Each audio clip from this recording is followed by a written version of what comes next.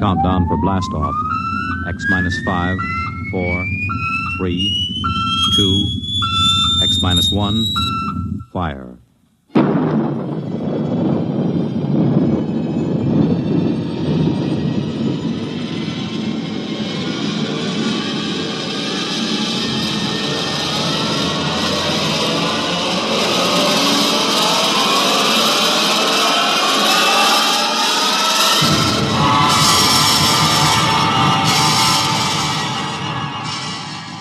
From the far horizons of the unknown come transcribed tales of new dimensions in time and space.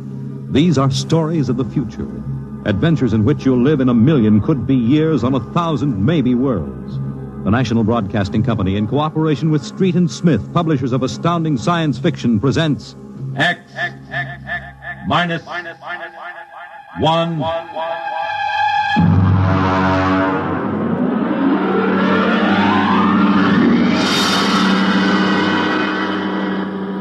Tonight's story, Courtesy.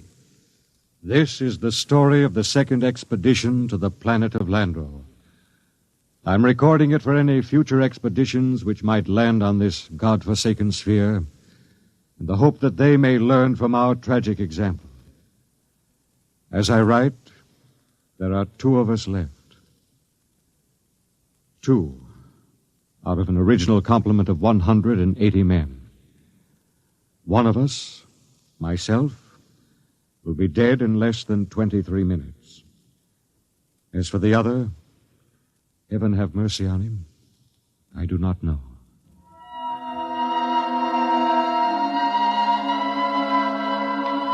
On June 3rd, 1997, less than 2 months ago, the last of our supply ships blasted off from Lando for their return to Earth. After it had gone, I remember looking out across the plain at the dead city, one of thousands that dotted this planet. It had tall, graceful buildings, atomic power systems, vacuum conveyors, all perfect, all deserted, all ominous. How had it happened? The best guess was that the plague had frightened the original inhabitants of the planet so that they'd piled into rocket ships and headed for some distant planet. I often wondered why a civilization so advanced as Landro could not find a serum to beat the plague. It had taken our Earth doctors less than 6 months to develop an immunization method. Well, maybe those aborigines back in the hills knew the answer. That strange, ugly little people who had taken to the caves the day we landed. I was thinking these things when something happened that gave me the shock of my life. Good evening, Captain. Oh, what brings you here, Doctor? It's the matter of the serum, sir. Oh, what about the serum? It's no good. No good? It's too old. 10 years too old. Didn't you examine it? Yes, I did, but, well, my eyesight has been failing lately. Are you aware, Doctor, that the last supply ship has returned to Earth? Do you know we'll have no more contact for 2 years? Just, how long do you give us? Well, the present immunity will last a week or so. Then, without booster shots, it's just a question of time until someone picks up the plague. After that... What about the natives? They don't die from the plague? The accepted theory is that they have developed an immunity. Well, suppose they haven't developed an immunity, Doctor. Suppose they get the disease. Then they must have a treatment for it. If they don't, there would be no natives. Would you be willing to go on an expedition to the hills to find out? At this point, Captain, I'd be willing to do anything. Absolutely anything. I am truly sorry. You're sorry? Dr. Morgan, sometime when you aren't too busy, when you have a moment, I'd hate to inconvenience you. Would you mind telling me how it feels to murder 180 men? 181, including yourself.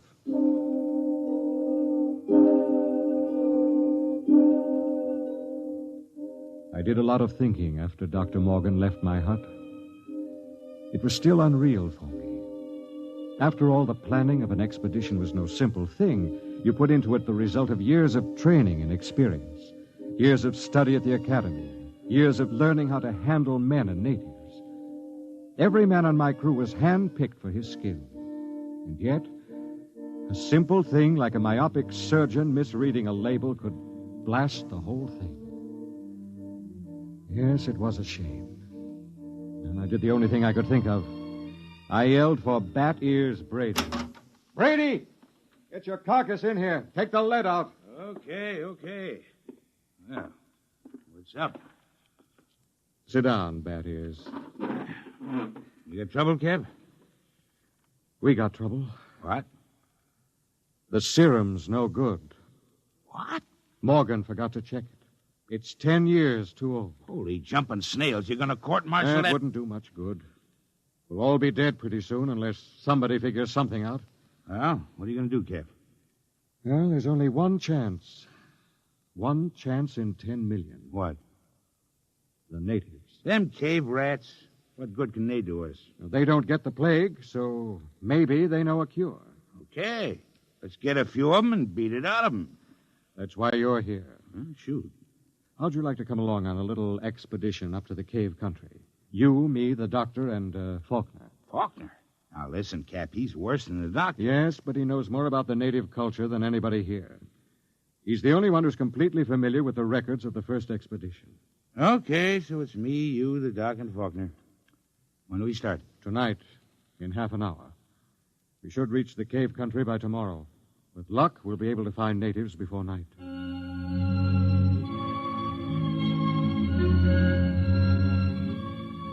Benny Faulkner was the expedition anthropologist. One of the most unfortunate-looking individuals I've ever met. An ugly man with large ears and a big nose. His body was small and consumptive, but he had a good brain. And he was the best anthropologist the Interplanet Institute could recommend. He and Dr. Morgan were the only two civilians on the expedition. We set out, and after several hours hard walking... Cap. Now, what is it? Don't look now, but very slowly turn your eyes to the right and look behind that big yellow rock. Okay. You see anything? No? Well, keep looking. Don't stop walking or let on. Okay. There. Yes, it looked like a shadow or something. It's one of them gimpos.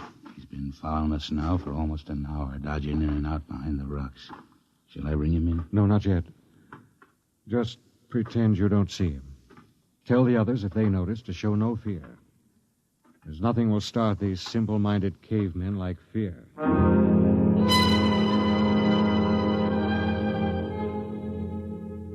The manual said, "Under no circumstances shall a member of the patrol display fear before a native.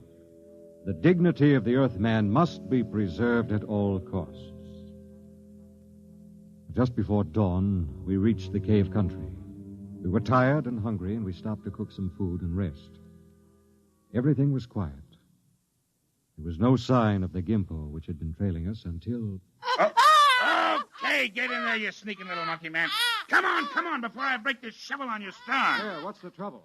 Cap, I caught me one of these gimpos sneaking around outside the tent. Bring him in the light of the fire. We can get a look at him.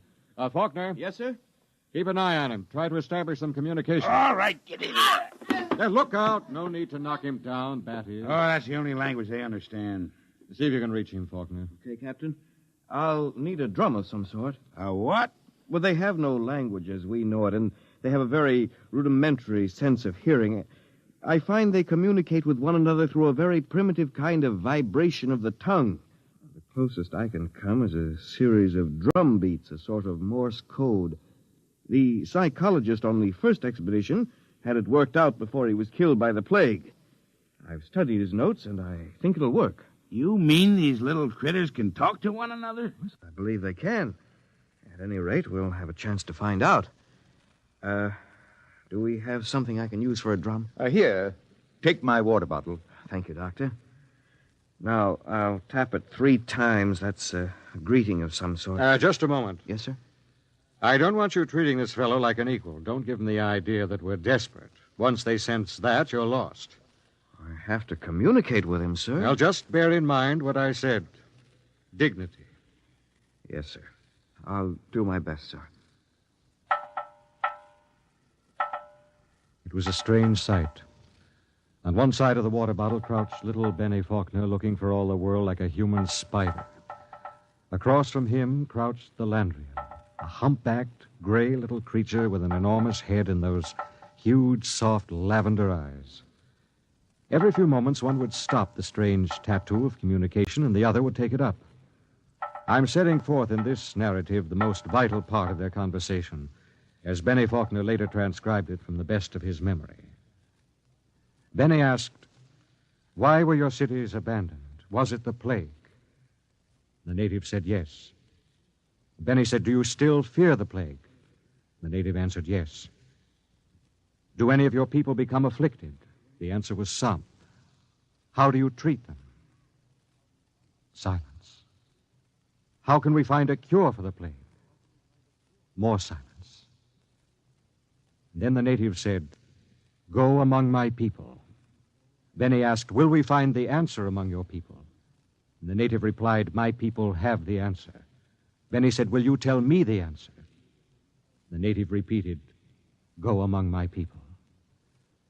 As far as the Landrian was concerned, the conversation was ended. He rose to go, and Faulkner stepped from his path, but Brady was there to ensure the bet. Hold on there, bucko. You ain't going no place. Don't maltreat him, Brady. What did he say, Benny? He says his people have the answer.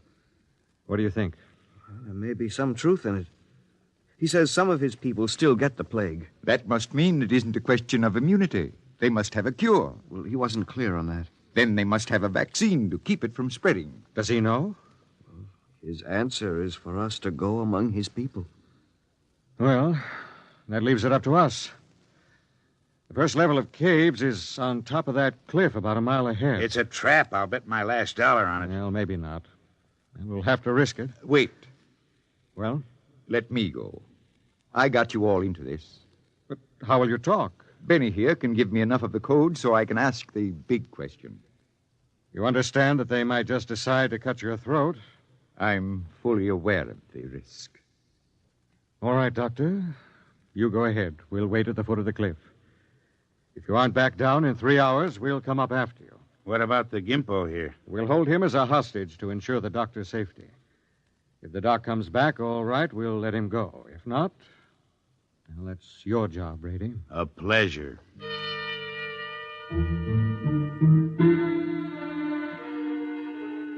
It took Dr. Morgan about an hour to pick his way up the side of the cliff to the first of the openings where the Landrians lived. He waved to us before he entered the mouth of the cave, and we waved back. Then we settled down to wait. It was a long, long wait.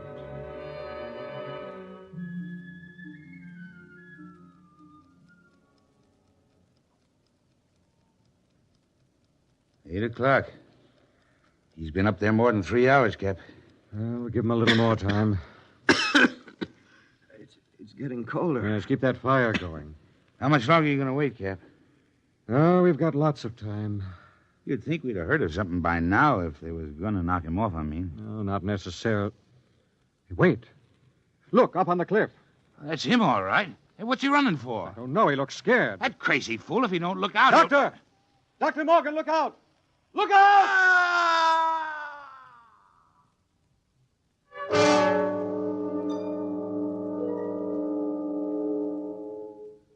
We found the doctor at the foot of the cliff, crumpled and broken. There were no marks on his body, nothing except a twisted, mocking grin on his face. Oh, yes, and one other thing.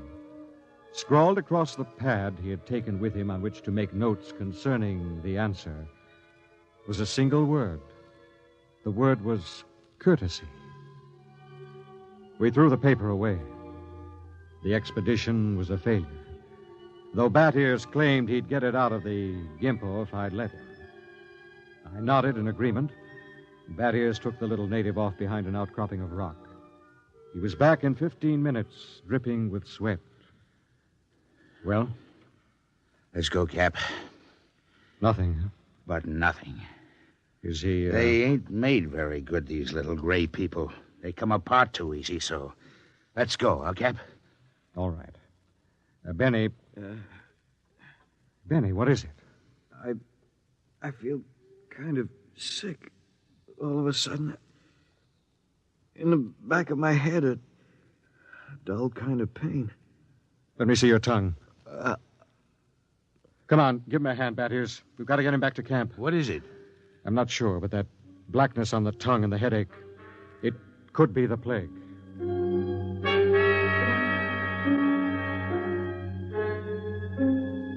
By the time we got Benny Faulkner back to camp, he had the red spots on his body, and then the fever began to rage. It was the plague, no mistake about it. Before morning, Collins, the supply sergeant, had it. Then it was Peabody. After that, the men went down like 10 pins. Then one morning, Bat Ears Brady dragged himself into my tent and sat down. The lines in his face told me the end was coming pretty fast. Sit down, Brady. Well, what's the count? 6 left. We buried the chaplain today. Got anything to drink? Sorry, I'm all out. How about a cigarette, then? You got a cigarette? Yeah, sure. Here. How's Faulkner? I don't get it. He's still alive. Still alive? Yep. In fact, he's getting better. He's sitting up. Holy mackerel. Oh, this is a good cigarette. It's like any other. No. This one's different, Cap. This is my last. What do you mean, Brady? Take a look at my tongue. See? Little black spots.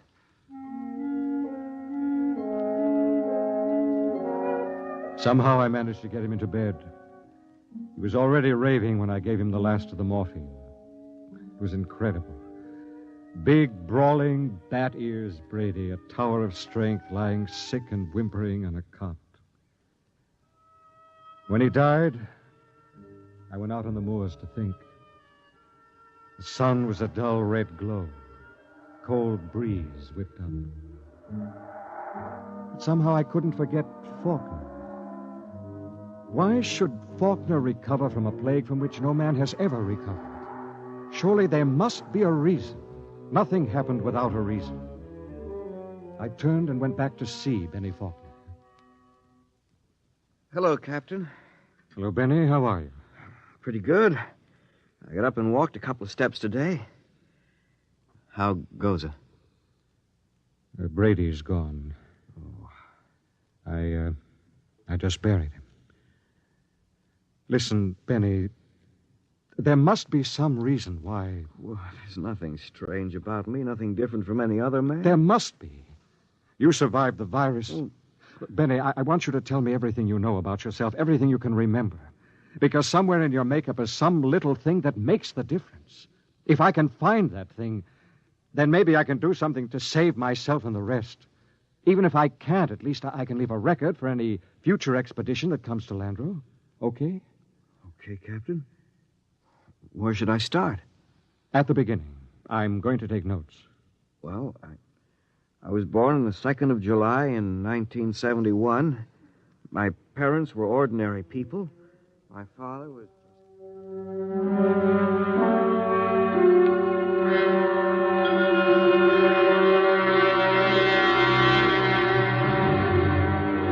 Look, Captain, I've told you everything I can remember.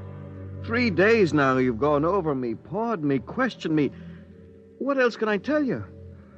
Benny, let's go over that last part once again. Where should I start? Take it from where the native started to walk away. You stepped out of his path, and Brady grabbed him. Okay, so I stepped out of his path. Why? What do you mean, why? Why did you step out of his path? Why not? Courtesy, I guess. What's the matter?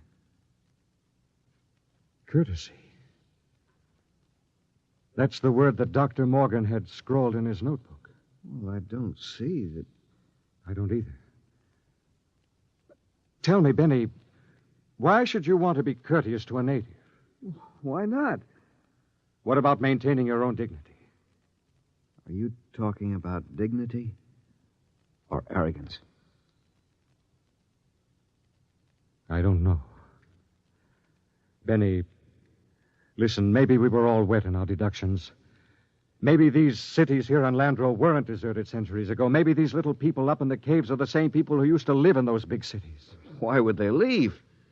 Maybe they found out the big cities weren't the answer. Maybe they found out that civilization doesn't necessarily bring happiness. So they just packed up and left, returned to the simple life. No, it doesn't make sense. You're forgetting the plague. What is the plague, Benny? Well, I don't know. Is it a virus? I don't think they ever found out. You know what I think? What? I think the plague is nothing more than what we know as greed and arrogance. Captain, you're going off your rocker. I think maybe we're in line to die. Serum was good. In fact, I don't think the serum had anything to do with it. Oh, I never heard anything as crazy, fantastic in my life. No? Well, I think I'll go back to my tent and finish writing the report. I am beginning to sweat a little. Captain, maybe it isn't the plague. It is. I've seen it too many times to kid myself about it. Maybe hot compresses or something. No, Benny. Listen, Captain, you don't believe that junk about courtesy, do you? I mean, that's a lot of nonsense. You must know that. Holy mackerel, Captain. You do believe it, don't you? Good night, Benny. I think I'd like to be alone for a while. Okay. Good night, Captain. Maybe the supply ship will be early. You can probably stick it out. Sure. Good night, Captain.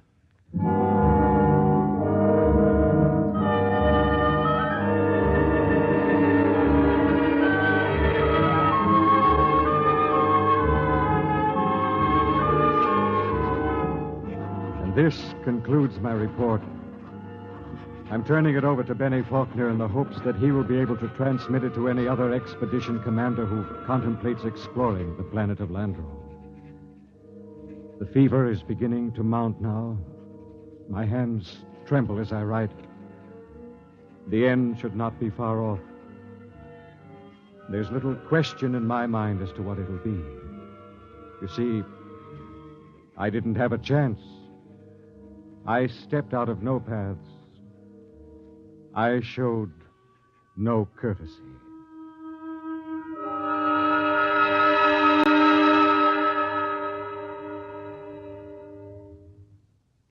You have just heard X-1, presented by the National Broadcasting Company in cooperation with Street and Smith, publishers of astounding science fiction. Tonight, by transcription, X-1 has brought you Courtesy, adapted for radio by George Lefferts from the story by Clifford Simad. Featured in the cast were Brett Morrison as Captain Ira Warren, Arnold Robertson as Battiers Brady, Edwin Jerome as Dr. Morgan, and Bill Griffiths as Benny Faulkner. Your announcer, Fred Collins. X-1 was directed by Ken McGregor and is an NBC Radio Network production.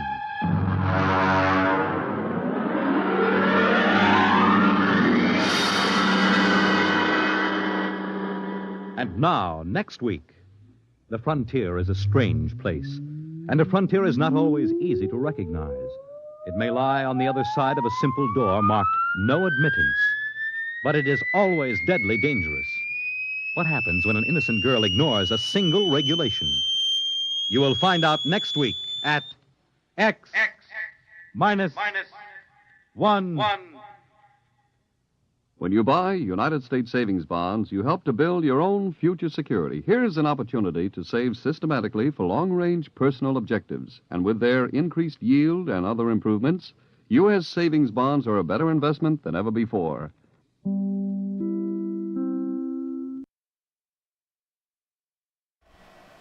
And remember, this morning is Old Time Radio Wednesday, so coming up on the hour, we'll start talking about listening to some more new shows. Stay tuned.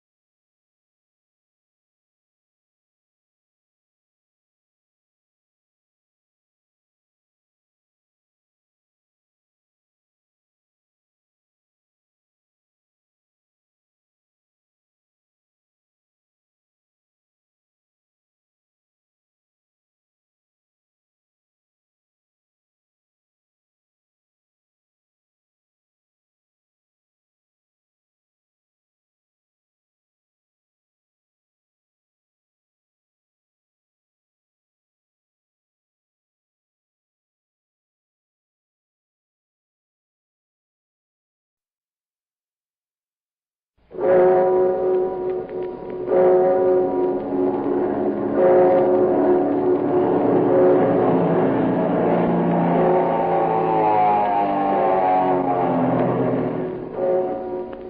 Scully Oil Company presents Captain Midnight.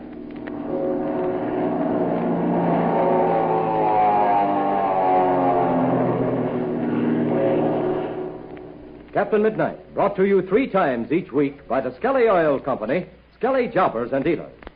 And now, as I told you yesterday, this is Dad's Night on the Captain Midnight program. We hope there are lots of dads listening in, and we want you all to know that you're heartily welcome here. We hope you'll enjoy Captain Midnight almost as much as those wide-awake sons and daughters of yours do. And here's something else. I want to thank you, dads, for all the help you've been to Flight Patrol members everywhere.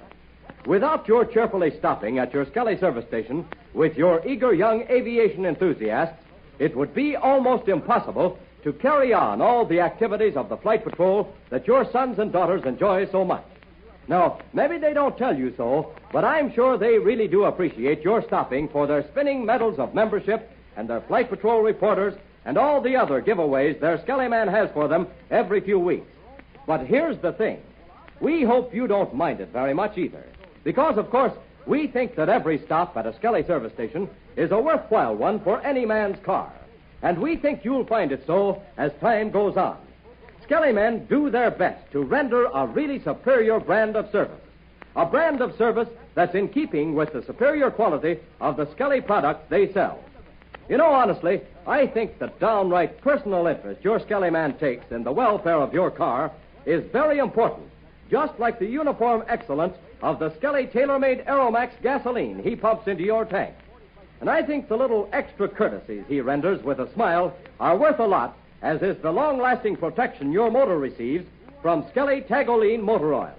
And surely the expert knowledge he puts into practice in his Scully Grease Master service is every bit as important as the scientific perfection of the Scully lubricants he uses in each part of your car. Yes, when you come to count the benefits, I think you'll be glad you got into the habit of stopping at your Scully service station. And if you haven't already got the habit, well, there's a young co-pilot sitting beside you there who'll be mighty glad to chart your course to the nearest Scully service station and maybe even introduce you to the Scully man personally. Why don't you try it, Dad, the next time you're out with the family car? And now to Captain Midnight. A happy throng, indeed, are gathered together at Senor Juan Paredes' hacienda in the central part of Mexico. Ivan Shark has been driven off, and all of Senor Paredes' people have been reunited. Senor Paredes would like to have Captain Midnight and his friends stay for a long visit, but that, of course, is impossible.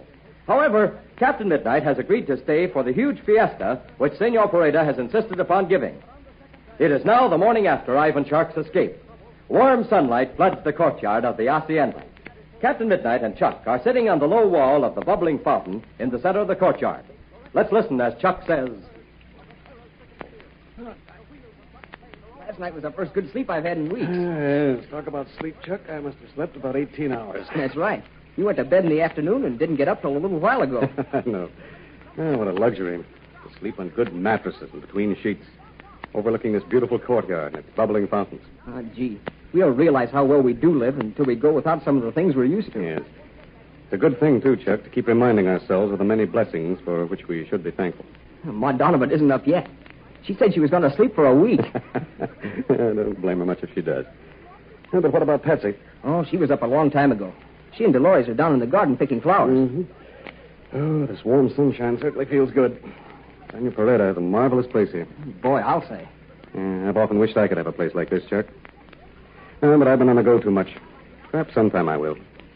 If I didn't have several worries in my mind, I could relax completely and enjoy this. Gosh, I can guess what some of your worries are. Ivan Shark, Major Steele, and Bud Conley. Well, to tell you the truth, I'm more worried about Major Steele and Conley than anything else. You don't think they ever got across the border, do you? No, I don't. I don't think they ever got to an airport, either in Mexico or across the border. If they had, we'd have heard from them by this time. What are you going to do about it? Well, I haven't quite decided. But I think we'll take off in that blue-winged cabin plane that belonged to Ivan Shark's chief pilot, Gardo. You mean to look for Major Steele? Yes. We'll follow a course which I think was the logical one for him to take. Who are we going to take with us? And there's room for 4. Yes, I know. I haven't decided that yet. Oh, well, we'll talk it over later. We could leave Ma and Patsy down here and come back for them later. Yeah, that's one possibility. And I know Senor Pareda would be greatly pleased to have them stay. Well, when do we take off? Tomorrow, I guess, Chuck. I'd like to go today, but I want to be sure and check that plane over so that I know it'll stand the trip. Oh, gosh, I forgot. Huh? Senor Pareda's big fiesta is going to start right after noon. Yes, I know. We've got to be here for the first day of it. Senor Pareda would never forgive us if we weren't. You know, there's another thing I've been worried about. Yeah, what's that, Chuck? Senor Pareda's treasure. He hasn't said a word about it, and I'm beginning to wonder if Ivan Sharp didn't find it and take it away with him. Well, from what Senor Pareda said, I have reason to believe his treasure was hidden somewhere in that water chamber, but... Oh, look. Here comes Senor Pareda now. Oh, yes. We'll find out about that treasure now, too. Good morning, mi amigos. The sunshine, it is good. Yes, you bet it is, Senor Pareda. This is such a warm spot here that I just can't get myself to move. You sure got a swell place, Senor Pareda. I'm going to have one something like it myself someday. Oh, only, of course, not so big. You like this country, mi amigo Chuck. If you do, I will give you some land and you will live here with us. Senor Pareda, there's something I wish to ask you. Si, mi capitan. You ask me the question, and I will answer. Well, has everything come out as you had hoped, senor? Are you completely happy? Si, mi capitan. But why do you ask? Well, you're sure you haven't lost something very valuable? But mi capitan, I began to see what it is you are talking about. You are afraid I have lost the Pareda treasure. Is that not it? Well, yes, senor. That's what I was driving at. I will explain to you, mi capitan. When we go to the temple, I'm afraid someone will find the treasure. So I go down and I take it from the hiding place. I have it now in the hacienda. Oh, gosh, Captain Midnight. Isn't that swell? You see, Senor Pareda, we were afraid that maybe Ivan Sharp had stolen the treasure and taken it away with him. Now I see, mi amigos. You have the fear for me, but that is not necessary. I tell the truth. I am the most happy man in the world. I have me Dolores and me hacienda, and me treasure. Well, that's good. Well, come on, Chuck. I guess we'd better get over to that plane that belonged to Gardo and check it over. And mi capitan, the airplane. That makes me remember. I have the request to make. Of course, Senor Pareda. What is it? I had a long talk with my nephew, Pablo. Yes? He's very anxious to learn to fly, to become the pilot. He says if you will not stay here to conduct the flying school, then he will go to the Estados Unidos. You mean to a flying school? Si, mi amigo. You would like to send Pablo to your country to learn to fly. Well, where do you wish to send him, senor? That I do not know, mi capitan. I must ask your advice. Oh, gosh, there are a lot of good flying schools in the United States. Yes, Senor Pareda, Chuck is right. There are a lot of good schools across the border. But if I were to name one, I would pick out the Spartan School in Tulsa, Oklahoma. The Spartan School. Pablo, he has heard about it. Yes, senor. There's a factory there, too. I've been flying their planes for years. Perhaps then you will take him there? You will see that he gets the good start? Well, I will if I can, senor. We'll see how things work out.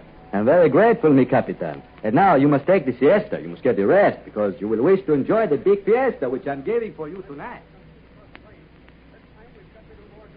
Hours pass. It is now early evening, and the great courtyard of the Pareda Hacienda is a gala scene with Mexican food and Mexican music.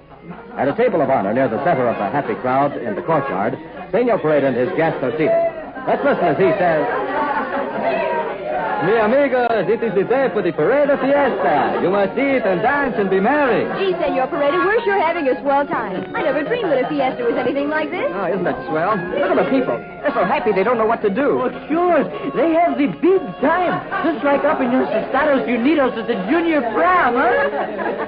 Sure, and Papa knows all about it, doesn't he? But, Chuck, do you not like to dance? Why, sure he does, Dolores. You ought to see him at the high school dances in Black Gulch. He can sure swing a mean foot. Oh, so mi amigo Chuck is swinging the mean foot, huh? Why do you not ask Dolores to dance, huh? Gee, I never danced to this kind of music. I don't seem to know any kind of the steps that they're doing. Oh, come with me, Chuck. I will show you. Sure, come on and get up, Chuck. I never saw you so bashful before. What's the matter, Chuck? Have I got you stopped? What is the matter, Chuck? Are you afraid of me? Come along, let's dance. Huh? Okay, I'll try. But I don't know how I'll get along. And you, Pablo, you must show the Senorita Patsy how we do the Mexican dance. Oh, sure. Patsy, let's go out and strut our stuff, huh? Nobody has to ask me twice to dance. I love it. I sure felt like so good to see everybody having such a good time. I could almost go out there myself. See, Senora Donovan, you will do me the honor to dance with me? Sure, and I'd like to, Senor Pareda. I haven't danced for years. I guess I'd better let it go. Oh, but I thank you just the same. Certainly, Senora, just as you say. But you're Captain Midnight. You're not saying very much. Well, I just don't feel like talking, Mr. Donovan. But I'm enjoying every moment of it. You are right, mi capitan. Shall we sit and listen to the music?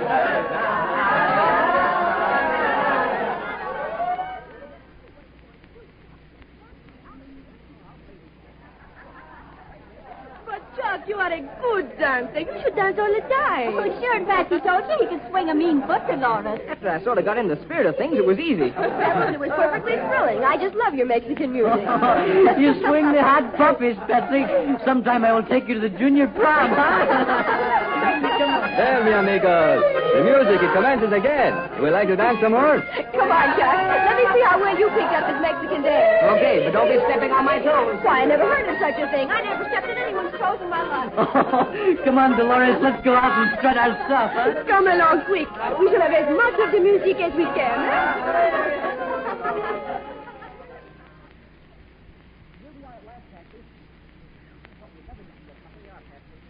Outside the courtyard, looking in through the gate. Isn't that a wonderful sight? Oh, I'll say it is. Gosh, I'm so happy here, Chuck. I wish we could stay here for a long time. I know it, and so do I. But you know that's impossible. Oh, look. Here's that blue-wing plane. The one that was flown by Ivan Shark's chief pilot, Gardo. Let's go up in the cabin and get into the cockpit. Okay, come on. Well, I'll sit in the pilot seat and you sit in the co-pilot seat. Ah, gee, isn't it a swell night for a flight? I'll say it is. What do you say, Chuck? Let's take off for a ride. Oh, no, we can't do that. Captain Midnight wants to test it the first thing in the morning. Say, do you know, there's a radio set in here. We were working on it this afternoon. Does it work? We couldn't hear anything before, but I'll try again now. Well, let me have one of the earphones. There you are. Are you tuned on any special wavelength? Yeah, the one we used on the Spartan. Listen, I hear a voice. Help. Send help at once. Location as follows.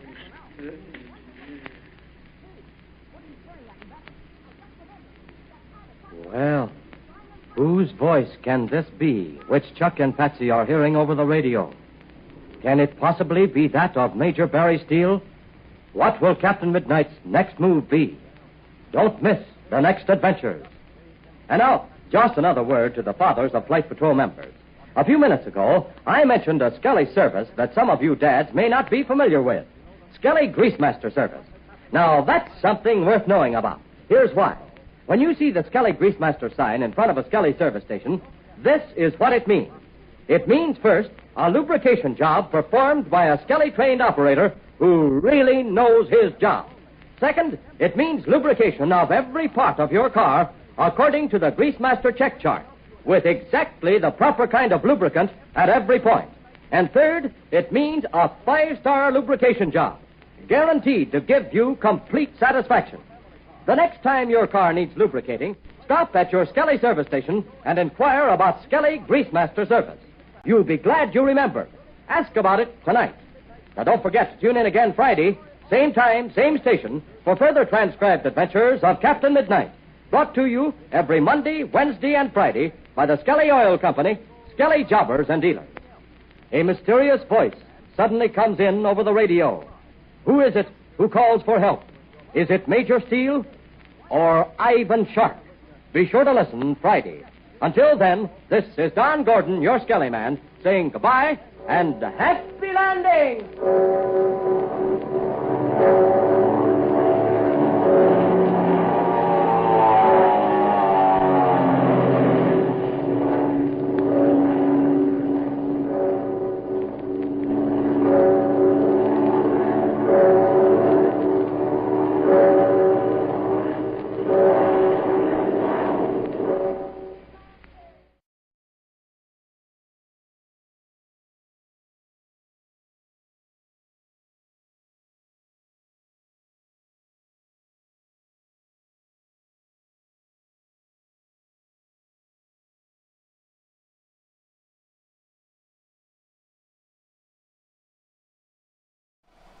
January of 1940, Susie. Stick around, I'm about to start the show, people. Oh no.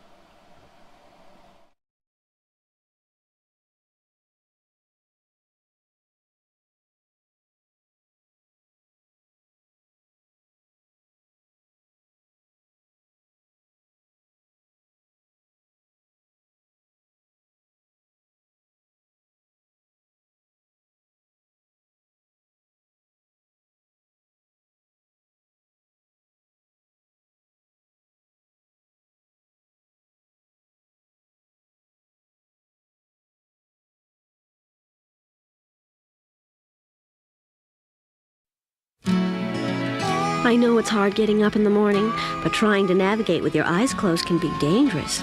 Well, don't worry. A fresh hot breakfast at McDonald's can perk you up and get you on your way.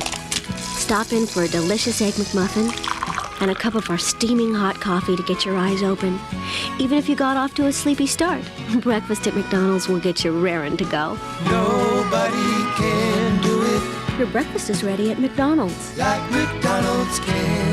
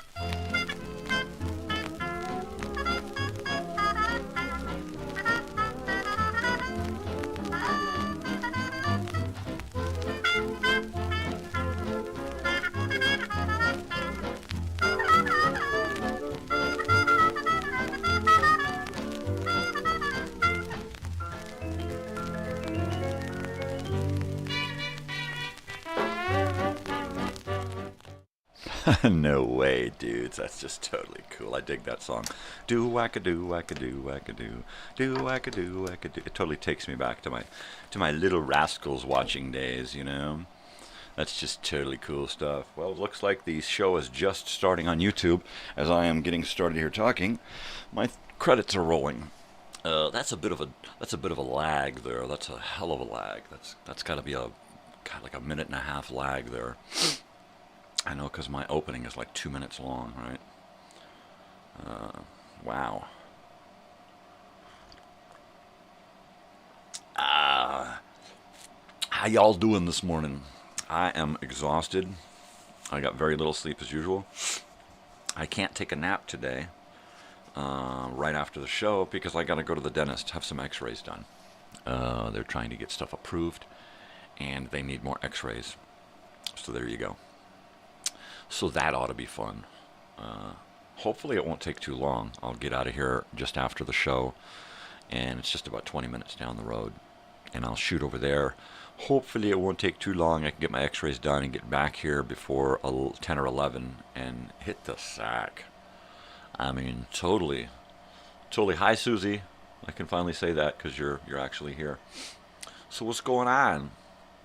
I'm as usual, like, pretty excited about being here, just because I'm excited about being alive. You know, every day you wake up and you think, I made it.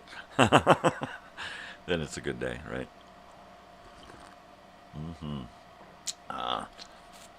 Well, I hope you enjoyed my rebroadcast this morning of the last X-1 that we got last week. And I have the follow-up episode, of course, for today. So at some point, we will get around to listening to it. Now, I have 3 episodes for today. I had been doing 4 episodes. When I do 4 episodes, it takes up most of my time, and I don't have any time to sit and go, hey, what's up, man? How you doing? You know, like what's going on, man? And I really like that part of my day. So I've got 3 episodes for you. I've got Inner Sanctum, The Whistler, and of course X-1. They are all classic, totally classic stuff. Audio stuff is just awesome there. I have a feeling Joey's showing up any second now. I just got this feeling that Joey's going to be here any minute. Man, I don't want to be drinking coffee right now. I got up, and every time I told myself, just go back to sleep. Just get on live and say, I'm going to go back to sleep. And then just go back to sleep. And I didn't. And I couldn't.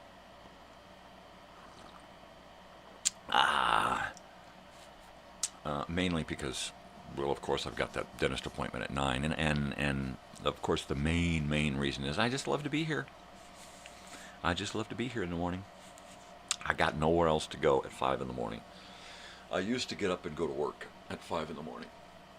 I used to get up and load my car, my truck, my van, whatever. I'd load it full of tools and be sweating before I even left the house in the mornings. And I don't do that anymore. At about 10 or 11, I put on my shoes and hat and I go within a few blocks of here and I clean house. That's all I do now. Every once in a while I gotta fix a curtain rod or a leaky faucet or a toilet that won't flush. But other than that, I'm semi-retired, baby.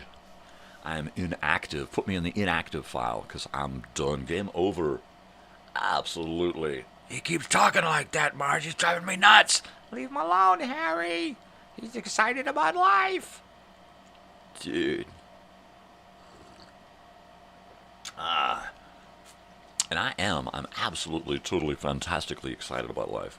Well, I know Susie was there because she's been commenting. She said cheers. Does that mean that you've abandoned me? Don't abandon me. Because I haven't even done bong hits yet. Right? And I gotta, like, the only way to wake up is to, like, do some bong hits. Disengage that pain and kind of set it adrift, right? And then I can totally, like, move on. Move on. Yeah. So let's see. Oh, my daughter, she went to the mall. She went to the mall yesterday with one of her girlfriends. It's totally cool. I love it when my kid says, I'm going to go to the mall with my friend. We're going to drive down. And then she comes back with records, LPs, vinyl, right? That's my girl. She goes off and she comes back with exactly what I would come home with. Vinyl and a t-shirt, right? A brand new t-shirt and a brand new record. She got the last records in her Fallout Boy collection and the last record in her, I want to say, Pierce the Veil collection. That's awesome that she's got, like, complete collections of music on LP, on vinyl, man. That's fucking awesome. That's my girl. Yeah. It does my heart good to know that, that she listens to music like that, you know? She has a physical connection to enjoying music, an actual, not just going to a concert, right? Not like me, where I gotta meet the celebrities. Hi, how you doing? I'm a kook. But she has to physically, have that record and the artwork, and she'll take that artwork and she'll tack it up on her wall. She's like, ooh, look at this one. It's got a great poster inside. How many of us when we were teenagers were ripping open the records so we could take that poster and stick it? You can't do that with a CD, right? You can't do that with a frickin' CD. Take a little tiny artwork and stick it up on the wall. Of course, she's got that too. But most of her artwork is stuff that comes out of vinyl record sets, or she's got her concert posters. Like the first 8 concerts she went to, she'd bring home posters, right? She stopped bringing home posters because she's got no more space on her wall for frames. Because, of course, she has to put the posters in frames. It's crazy, crazy stuff, I'm telling you. Yeah. Oh, last night's show was awesome. Fucking awesome. My nighttime nonsense and nostalgia. I've got it down. I got it fucking down, man. I mean, it was just, it was fucking sweet. The whole, you know, oh look, I gotta speed up here. There we go. I got to speed up. I was a lagged. Yeah, last night's show was fucking bitchin'. It's becoming routine, and now I've started keeping track of the actual show. Here, I've got the green is the songs, and then the red are the commercials. So I've got my commercial blocks and my music, and I'm trying to keep track of stuff so that throughout the week I don't repeat a lot of the same music. Because right now I've only got a kind of a small pool of music to choose from. And I just keep going on the internet and adding to it. If I were to have to go through my music here, all around me and in the other garage, it would take me 10 times as long to find that music, put it on my LP, on my record player, and then record it into my computer and digitize it. It would just take me forever. So I go to the Internet Archive, and I pull most of my content from there, so that I have it's already digitized. I can check the quality, and then I'll take it. Sometimes if it's just an audio file, I can just use it directly from there. If it's a video file, I'll try to put it in my program and you know, put a little fluff on it, a little black at the beginning and end, so it doesn't just start. Now I know somebody's there. Is Joey there yet? Is Susie still there? I feel like talking to people, you know. I feel like talking to people. So it reminds me of the lead singer of the Motion City soundtrack. Yeah. What the hell was his name? I know my daughter, she hey, Joey, what's up, brother? Lead singer of Motion City, Justin, right? Motion City soundtrack lead singer, Justin. So he's up on the stage, and he's doing stuff like he was doing like 20 years ago, right?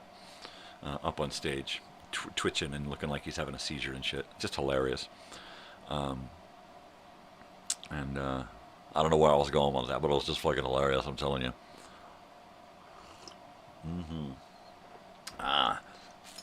Yeah, Motion City soundtrack.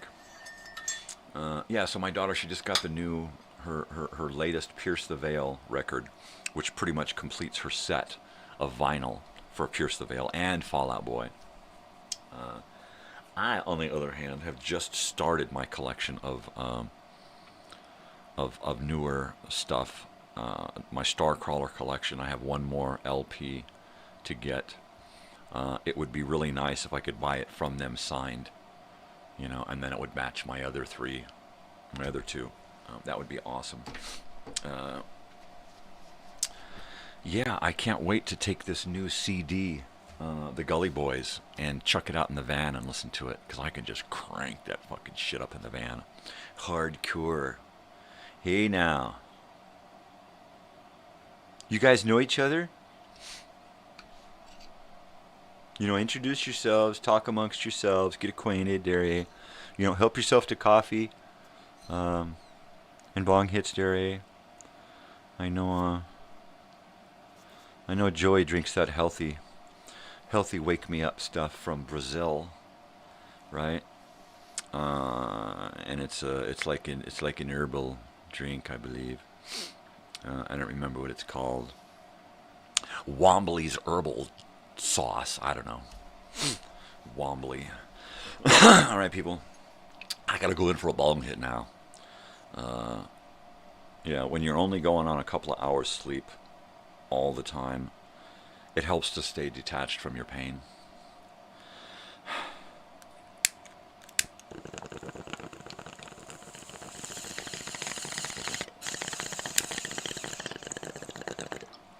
Yerba mate, that's it. It's Brazilian, right? But it mate, so it's like I think it's Australian. It's Yabba, mate.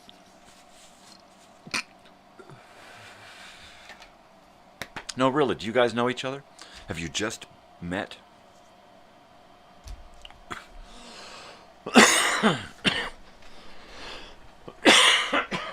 Oh, Lord. Pardon me.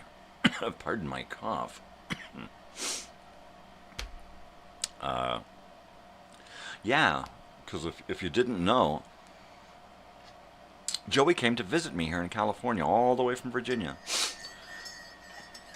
That is awesome. You know, how serendipitous that his vacation worked out, that he could come by and visit, hang out. So fucking awesome. So totally awesome.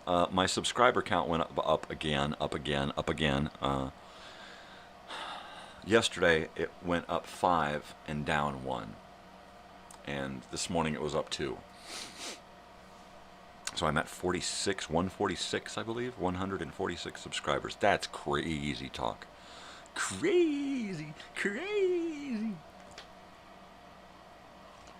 All right, coffee is starting to cool down. I gotta chuck it in the nucerator and warm it up. I gotta warm it up, baby. Argentina, Uruguay, Paraguay, and Brazil. Right on, man.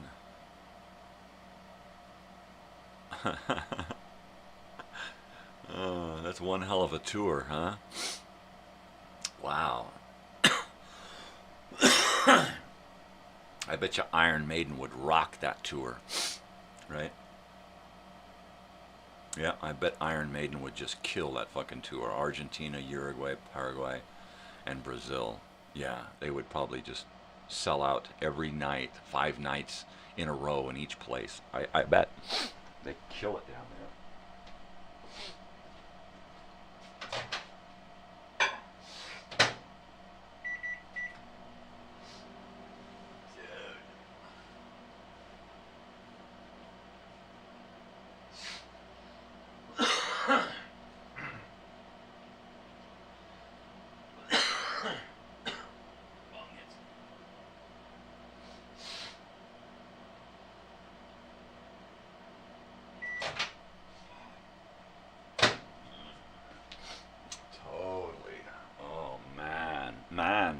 Man. That's some crazy talk, you know. Yeah. Iron Maiden. I was wearing my Iron Maiden shirt last night. My Iron Maiden hat, man.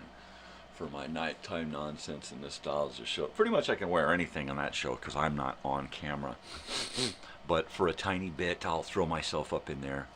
You know, I'll do like a picture-in-picture, and then I'll be there, and I'll be looking down at myself going, hey, what are you doing down there? And my other self will be going, hey, what's going on over there? You know? Hey there.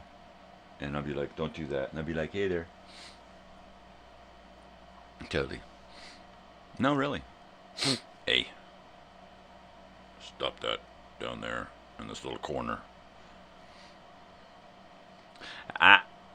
Oh, okay. Just horrible special effects, I know. It's just horrible. Well, you know what? Special effect I really like is that smoke machine. You know, that's my bong. Call it the smoke machine. You know, you get smoked. Oh, man. Yeah, what a hell of a drive out to L.A. the other day. It was such a great drive out there. We got out there so early. We like minimal traffic going out. We got a little traffic coming home. Late in the evening. Wasn't even late. We left in and out like at midnight. You know, or before midnight. I mean, we were doing good, but it was a great drive.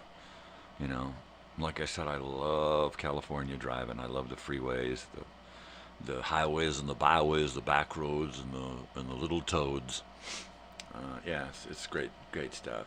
Great stuff. So no, really, you guys know each other. You've been introduced. You know, Joey. This is Susie. Susie, this is Joey.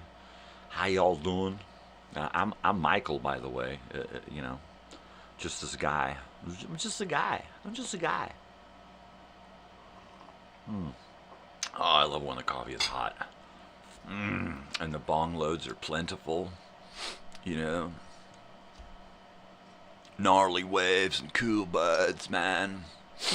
Makes the Southern California kid totally jazzed, man. It's choice, dude. It's totally choice.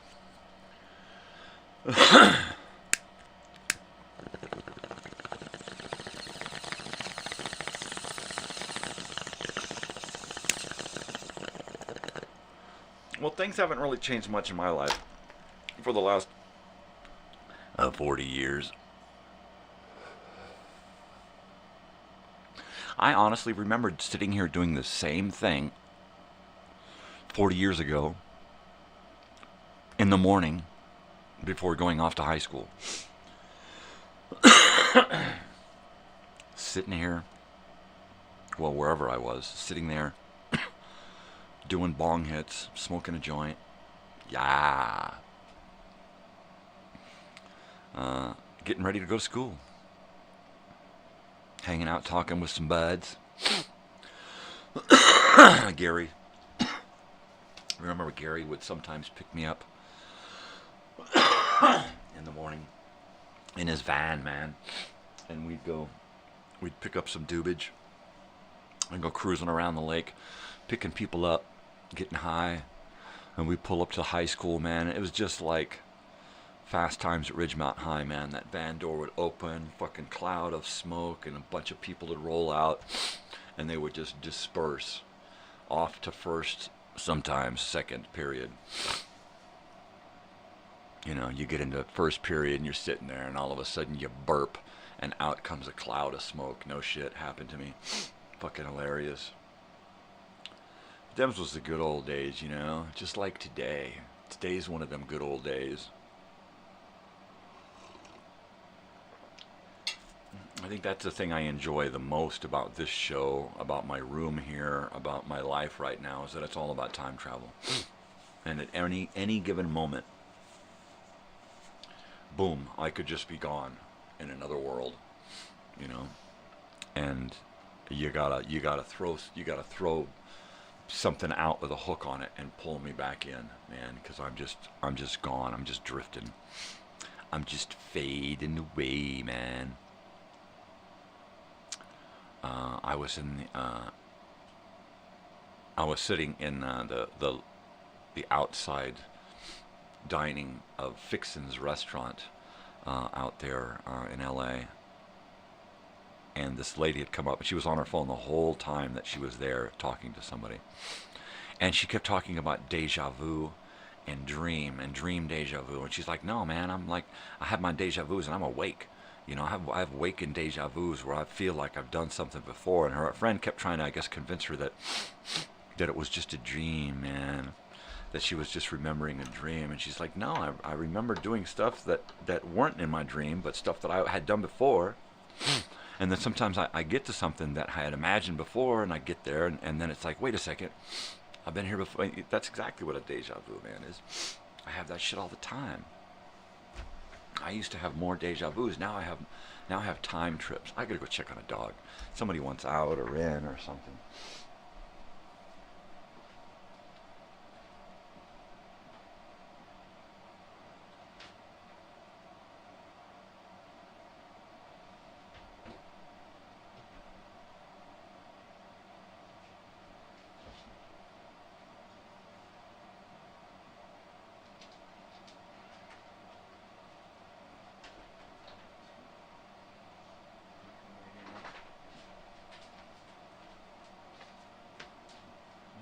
You want to do, boo.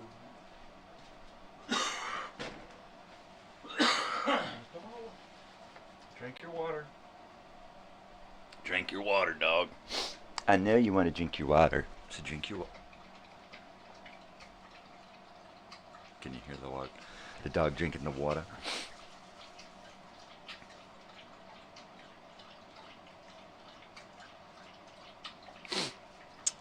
Wow.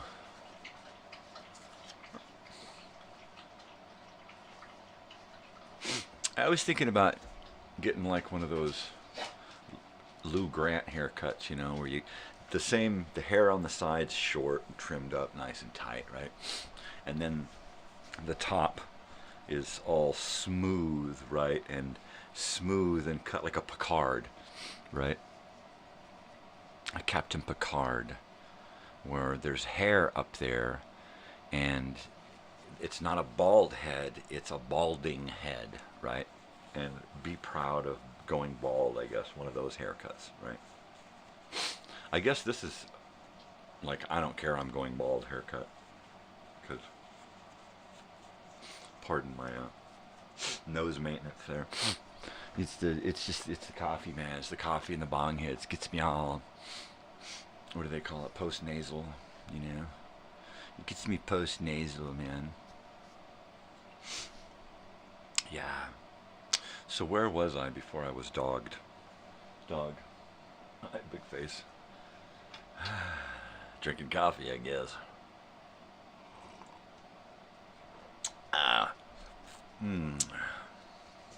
So yeah, like, there you go. I think, Susie, you said you were in Florida. Was that right, using a Florida? That's cool. I got a friend over there in Florida.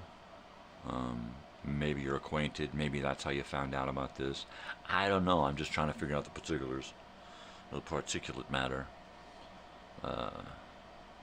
It's kind of neat that if you let it happen organically, you can kind of create a little, like, community setting within the YouTube arena, right? Which is kind of what I'd like, you know, all of this to kind of be, you know, where people kind of show up and hang out, exchange recipes, you know, talk about, you know, how are the kids doing? You know, I heard they got like an A on the test. You know, whatever. I just, you know, I thought this would be cool to have it be more than just me talking and you guys going, he's talking, right? And I love the interaction. I totally dig on this, the whole comment thing. I wish it was a little faster.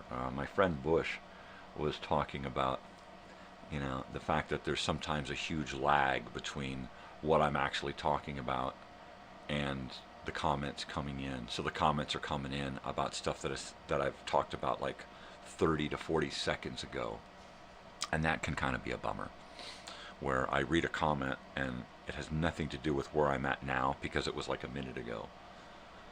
By the time they, you know, type the comment in and then it goes through the system and then gets to me, it's like a minute, you know, and that seems a little hokey pokey. So maybe there's something that can be done about that, technologically speaking. I wouldn't know of such things because I am not technical. I'm just not. If you want to talk analog or magnetic, you know, Betamax, let's talk Betamax. You know, I don't know shit about what's going on with the computers. Last night, all right, take for instance, last night I get done with my show, Nighttime Nonsense and Nostalgia, and that was episode 17 of Nighttime Nonsense and Nostalgia, and it was a perfect show. The live stream was perfect, just like this morning. It didn't drop out once. Everything is up to speed. Everything is perfect, right? And last night's show was just awesome. I had very few flubs verbally, and I was able to play,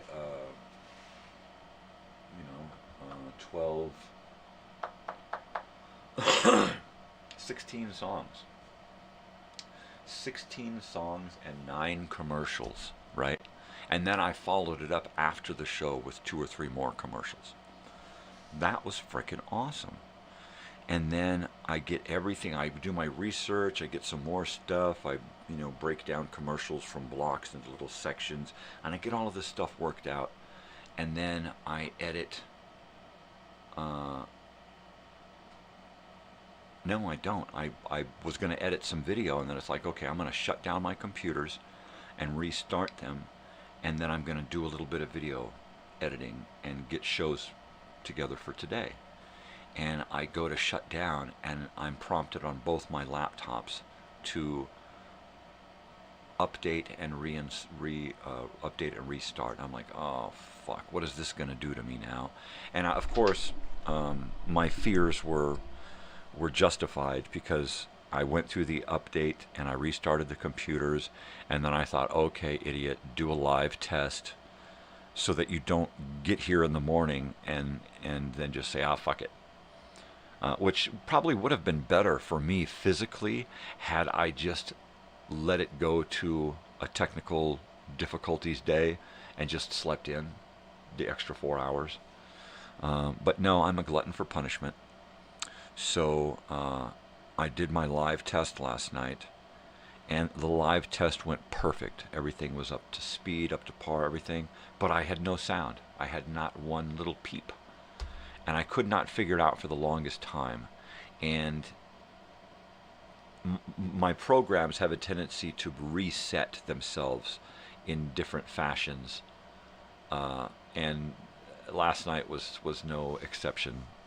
My OBS, my online broadcasting software, decided to reset all of the mic inputs to default, which caused everything worked from one computer into the audio video mixer, and then it just was not being recognized. And I had to go and screw around a bunch of times, do a bunch of tests, finally go to OBS chat, and someone mentioned global audio settings, which means all of the audio that is coming in.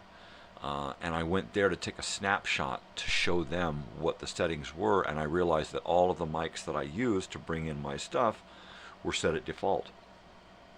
So I readjusted those all to my audio video mixer, and then boom, it worked. The audio coming in was twice as loud as it was before, so I had to readjust my volume settings down on OBS. But other than that, I'm back, baby. I did my final test 5 or 6. Test 5. I did test 5 last night, and I was able to get everything to flow through completely onto YouTube and out, and I watched it and heard it, and it was like, oh, finally. And I got done with that, and I'm all like pumped up. And so then I was like, okay, let me pump out some video stuff for tomorrow. And so I made my 3 audio videos for the radio shows, and those are available in the playlist. If we don't get to them this morning, they're already available in the playlist. And then on my one computer, I was able to take my Totally Television Tuesday episode and upload that onto YouTube. So it's ready, it's private, but I'll make it available on Tuesday when we watch it. And that took some shoehorning to get that one onto YouTube. But I haven't been able to find it anywhere. I'm hoping, keep your fingers crossed, that at some point YouTube's algorithm computer doesn't latch onto it and say, wait a second, you ain't supposed to have this. Because as soon as people start playing it, or I start playing it, it's going to run through an algorithm, and that algorithm may say copyrighted material, definitely not going to play this, definitely not good, ain't going to do it, don't want to do it, you're a good dog reader. So we'll see. I keep checking on it. Every day I'm going to check on it and see if it's still available. I may watch it privately so that I can run it through that algorithm, because I don't want to have it on the show and have the show stopped, canceled, because I'm playing copyrighted material. So I don't want to go there, and I don't want the show to be flagged and have to be deleted because of copyrighted material. That would mean the whole show, the whole morning show would have to, or I'd have to edit it out, and I don't like to edit. I don't like to edit content. Like when I take pictures, I'll take 20 or 30 pictures, and then I'll just take all of those pictures and drop them into a file on the computer. right? I mean, 20 or 30 pictures like in one, like one thing, right? One shot. And that's just the way I am, you know, because I know that there's possibly something in one of those shots. You know, who knows? There could have been a UFO going by, you know, at the same time that I was taking that picture that I didn't see, you know. So I try not to delete photos that I'm probably never going to use. My wife does it all the time. She'll just delete a bunch of crap right from her phone and get rid of it, which is good because, you know, I don't like to see that. I don't like to see that's like losing, you know, memories and stuff that you don't know if you want to lose yet. You know, it's like, it doesn't look good, but how do you know there might be something in there? You know, that might be the one, man. Don't delete it. I'm a hoarder. I'm a total hoarder when it comes to media. Really. A hoarder. I gotta warm up my coffee again. Don't nobody go nowhere.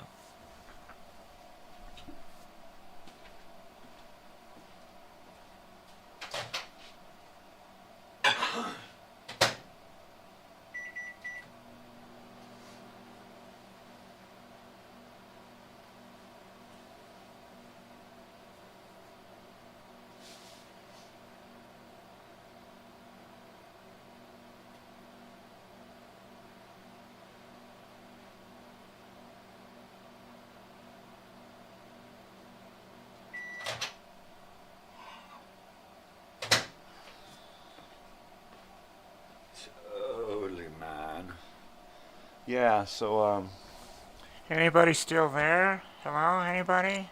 Anybody? So I haven't gotten any of the video or photo off my phone or from my daughter's phone yet. I'm still, my ass is dragging from Monday night. So it's probably going to be another day or so before we see any of that footage. You know, there's plenty of time. I do have that Velveteers Starcrawler footage, and then I also have a little bit of footage of the Starcrawlers stuff, where I showed up early and got to meet them, and that's cool stuff right there. That is really, really, really cool stuff. Chickity biggity biggity boom. Chickity biggity boom. Let's see if I can find something on this here computer.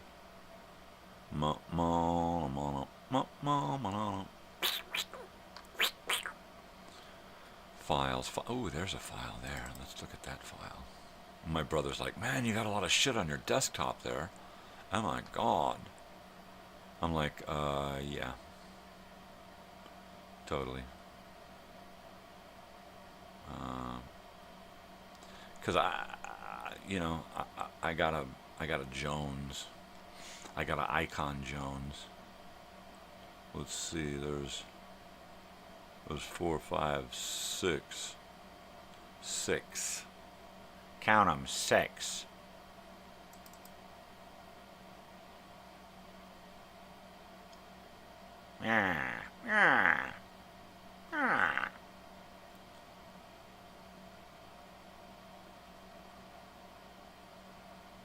Oh yeah, that's totally cool. Load it. There you go. Oh, wrong button. Oh.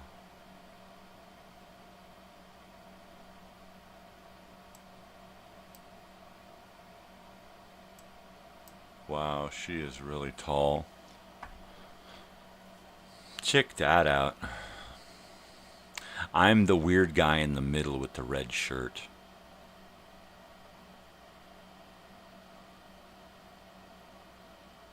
Wow, the one on my right is Terry Cash The one on my left is Billy Cash.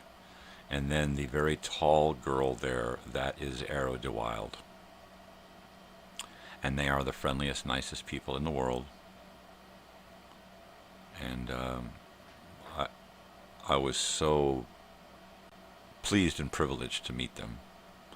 They were really nice.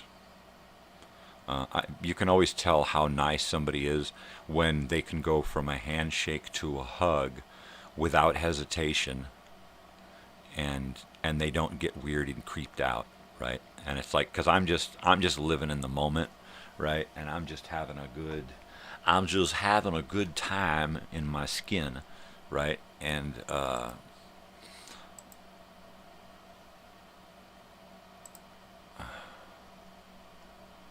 and it's just nice to meet people who are, you know, kind of on the same wavelength, you know, like, hey, you know, it's all good. It's all good, man. And let me see here. Is this video gonna work? Is it gonna work? I don't know. I don't know. Let's go over here and check it out. Let's see if it works. If it works, then it works.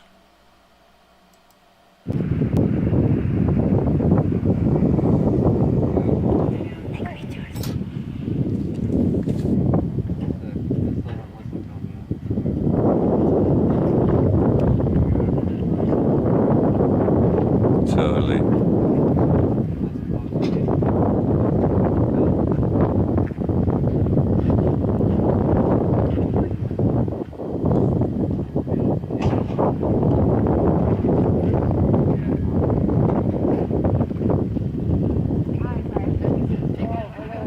Wow, she freaked me out.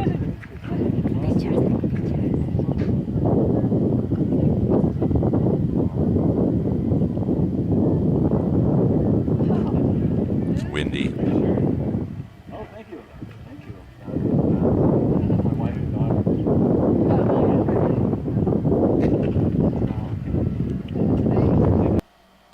She turned to my daughter and said, "Ooh, I love your shoes." My daughter has these knee-high Converse, right, with the laces that go all the way up. And so for her concerts, she'll take the laces and she'll lace in these letters, and she'll do this whole, you know, she'll do song lyrics in her laces, or song titles, or she'll do a whole song lyric on her laces going down. She's just, you know, that's my kid. You know, that's my kid, ultra creative and kooky. And it's just so normal. And, you know, it's unfathomable. It's unfathomable. There's without fathom. It's totally. So, let's see, where are we at? Wow. It is 5:40 in the morning, June 12th. And tomorrow is Juneteenth. Farkin' A. So, you know, respect your freedom, I guess, in whatever fashion it comes in, and for whatever reason you should, you know, respect your freedom, because it ain't always there, and it probably won't be around forever. Once the shit hits the fan, and food and water become a precious commodity, freedom ain't gonna mean shit, you know. Oh, you're free to go die. So, yeah. Right now you're free to go to the store and get whatever the hell you want. But I'd say in 20 years, that ain't going to be the case. There ain't going to be no fucking stores.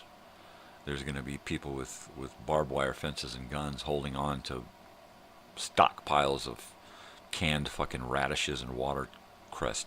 It's going to be horrible. Horrible. But that's because I listen to way too much X-1 and watch way too much science fiction.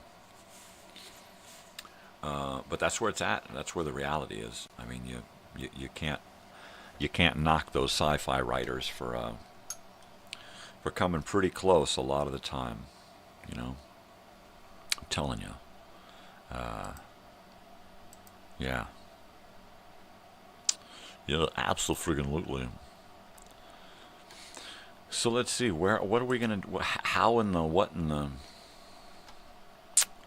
I feel like a better use of my time at this point would be to just continue what I'm doing.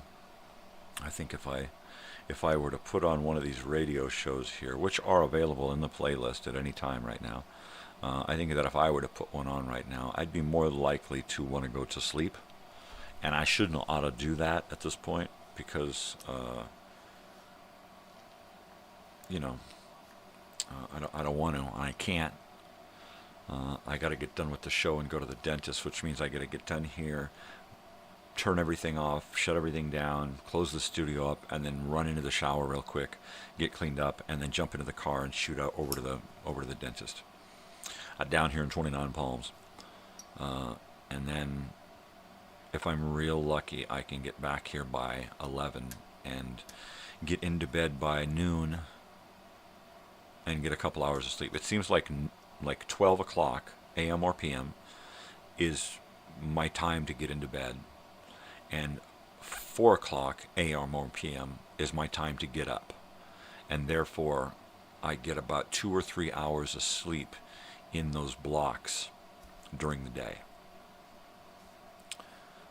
During any day, those are the 2 blocks, and sometimes those blocks start early. Most quite often they start late, and I don't get in to lay down till 1 or 2 a.m. or p.m. If I'm real lucky, I'll get into bed at 9 a.m. or p.m. and be asleep by 10. Right? If I'm lucky. That's not usually what's going on lately. Insomnia has taken over, and the rest of my brain has just decided to use it as, you know, to try to get as much production value out of my insomnia as possible. And I'm just along for the ride at this point. I'm just kind of riding along. The one thing that I did do was to get a shitload of extra sleep before the concert because of the driving that I had to do. And you don't want to be kind of in a stage from lack of sleep when you've got to do 6 to 8 hours worth of driving in 12.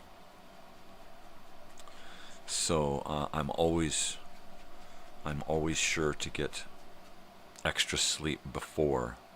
I mean, I even napped out for 2 hours. Well, about an hour and a half before we got into the car to leave, before I got up and went in the shower.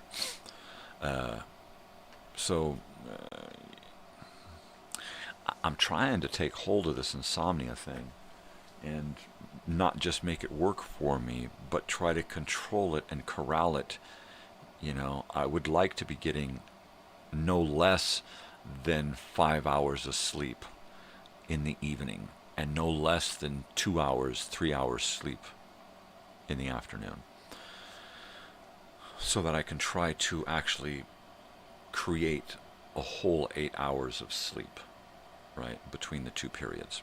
Right now I'm only getting about 4 to 6 hours of sleep in those periods, usually closer to 3 or 4 hours between both periods. Added together, I'm getting about 3 to 4 hours sleep, you know. Now see, now he's just rubbing it in, you know. Well, you're lucky you can sleep. You're young. You probably wear yourself out by working long hours. One more night of work. Right on, man. Well, cool. Then maybe tomorrow night, after work, after you go to sleep and wake up again, maybe you can hang out and come visit the Nighttime Nonsense and Nostalgia show. That'd be cool. I hope to see you there. That'll be fun. Have a good sleep and a good day at work, night at work. Peace. Bong hit.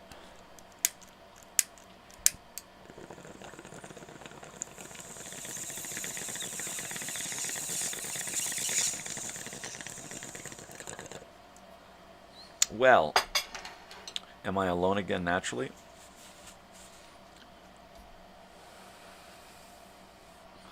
Or do I still have an East Coast companion? Yeah. I'm telling you, brother.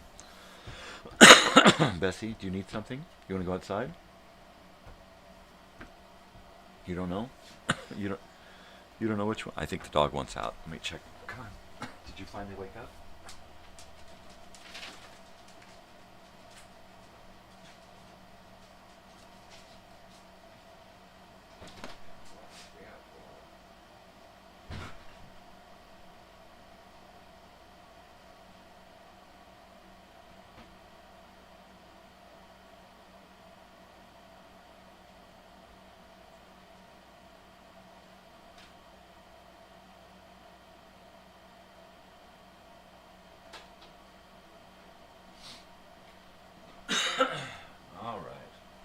Checked all 3 doors. All 3 doors checked. And of course, as soon as I sit down, there'll be somebody at another door. That's just the way it works, man.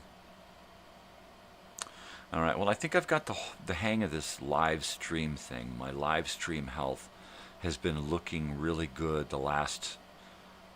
this whole week. Even after my update fiasco last night, I've still got a really good, as the urologist would say, he's got a strong stream. So that's cool. I'm digging it. I'm totally digging it. I'm also digging the subscriber count. It makes me anxious, right? When I see my subscriber going, my daughter's saying, you're getting like 5 new subscribers a day. And I'm like, yeah, don't say that. It's kind of, I don't know, a double-edged sword, right? I try not to pay it too much mind. I try to look at it in the grand scheme of things, in the big picture. I try not to think about just subscriber count, right? It's like that's just one of the many facets of the channel, and I try not to think of subscribers that it's gone up 2 more just since I got up this morning. Oh, geez. I try not to concern myself with them as subscribers, more like possible new friends. You know, there's going to be a lot of subscribers who I'll never get to have any contact or back and forth with, right?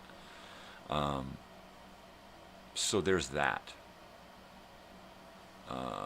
Let's see what David has said in a comment.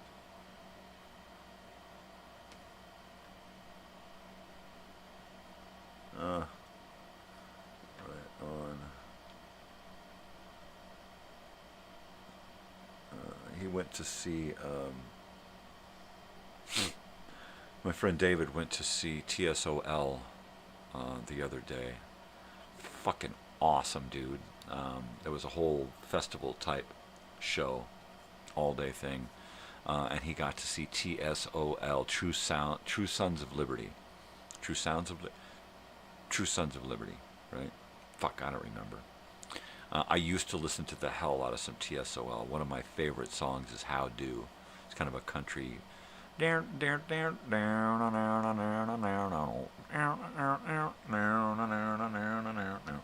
So that's cool stuff right there. Let me see if I can get this thing here to load back up live. I gotta get live again. Gotta get live. I'm going live, baby. All right, there. I'm live again.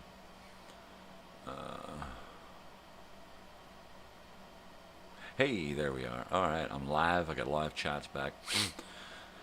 But yeah, that's awesome. You know, I used to be like, oh man, that's a bummer, man. I didn't get to go to that. You know, I used to see all these people always going doing these shows and going out and having fun. And now that I've my daughter's taking me out to see so many concerts. I'm like, good for you, you know. I'm glad I didn't have to go, but good for you. You know, I would have wanted to go, but it was a festival, so I'd be like, you know, just last Monday night going out, I'm so grateful to my daughter for thinking ahead and making sure that we got balcony seating so we got to sit down, right? And then she was rewarded for all of her troubles and all of her, you know, good deeds by getting upgraded, you know, and getting a better seat. So that's cool. That's, you know. But when I got to go to those shows where there's no seats, that's tough. Like Pappy and Harriet's, you know, standing room only, whether you're inside or outside. There's nowhere to sit unless you want to go sit at a dining table or somewhere at the bar and sit in the back and kind of miss the whole point of being there, you know.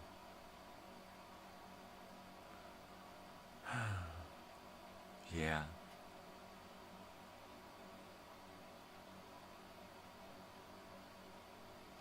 Well, we're still ticking away this first hour here. Is anybody there? Can I get a hi, how do you do? Well, this is a fine hi, how do you do?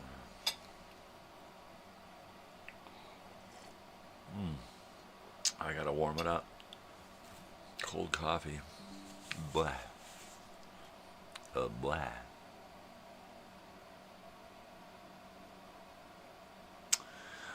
Yeah, David, I saw that Cyndi Lauper post about being in concert. The Girls Just Want to Have Fun farewell tour. That would be awesome. Where are they playing? That's what I need to know, is where the hell they're playing, and can it be someplace close? And can it be a show that I don't have to drive to? Right? Or make any special arrangements, right? I would love to go see Cyndi Lauper. You know, my daughter's taking us to see. She and I to see ELO, Electric Light Orchestra, Jeff Lynne's ELO, the day after my birthday, and she's taking us to see The Killers a couple of days before my birthday out in Vegas at Caesars. I hope I make it. Yeah, I mean, wow, what an awesome opportunity. And then back to Vegas in October for the When They Were Young festival, where they're going to be the acts are going to be playing entire albums, right? So that's crazy. I don't know if I'm going to be able to make that, honestly. Physically, I am not up for a day festival. I'm not up for scrambling around from stage to stage. I gotta drag a cane with me, just to prop myself up, to keep me from falling over sometimes, and to have that extra support. What I need is a cane with a stool attached to it, so I can, waddle over to one stage and then find a little safe spot up against a wall and sit down. And that's that's about the only way I'm going to be able to do a festival type show, just because of the amount of leg work. Yeah, and I just twist my legs, yeah. And I don't want to do that. I don't want to, all of a sudden I got a bum knee or an ankle or something that just decides, yep, this is the time. And not to mention my tailbone to my skull is just a vicious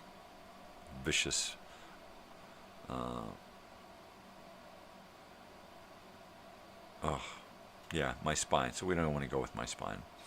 Not to mention all the other issues physically. So, yeah. And then during all of this stuff, I may be going through dental procedures. you know, which is going to open up a whole new area of having to be out in the world, you know, with all of that happening. So I'm trying to schedule stuff so that I don't have to go out in public for a couple of months.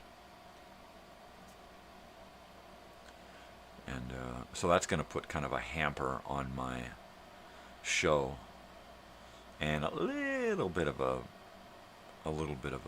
dent in my concert going stuff.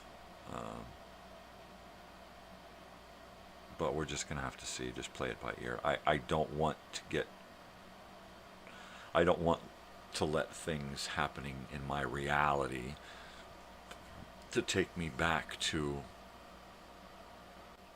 that, you know, completely depressed, out of touch introvert again. So by keeping things real here, it helps me to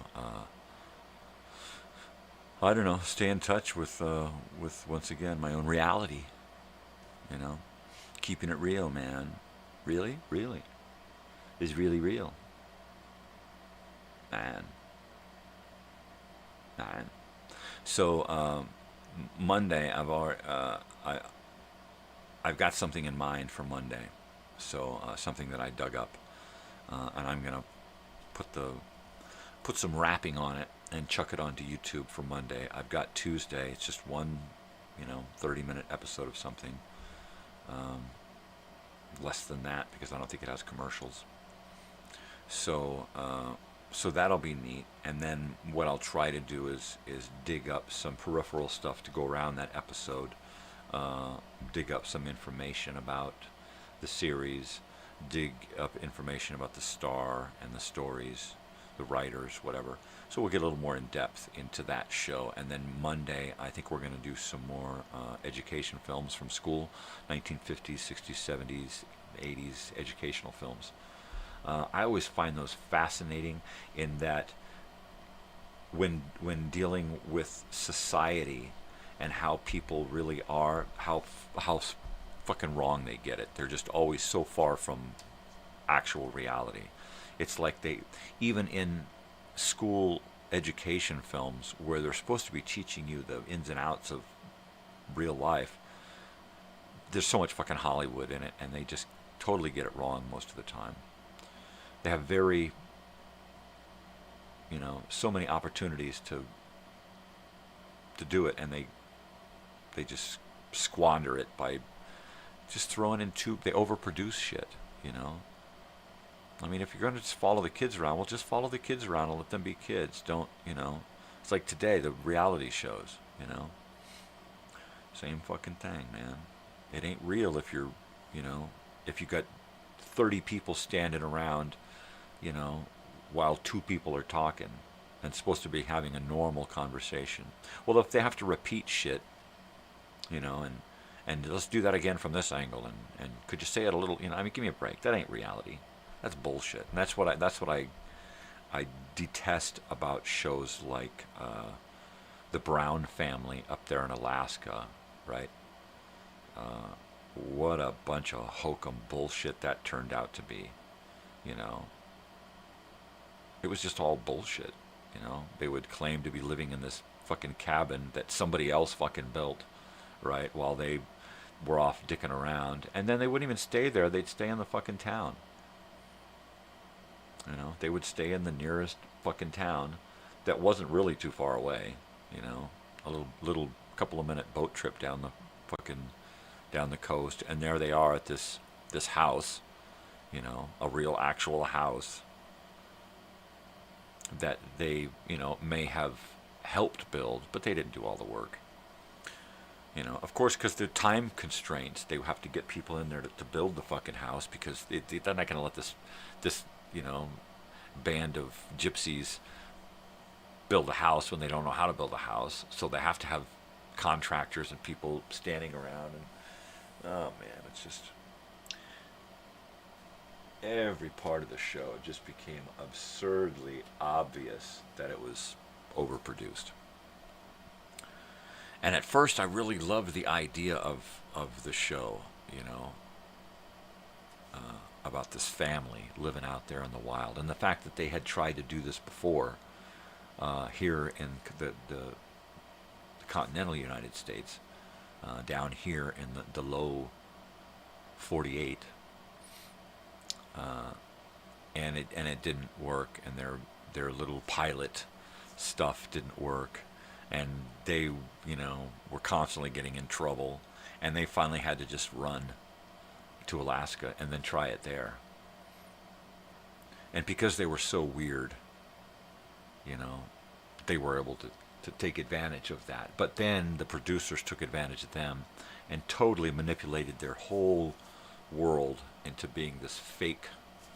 Geez, give me a break. That show, that sad show. I gotta heat this up. Is there anybody there? Hello? Hello, is this thing on?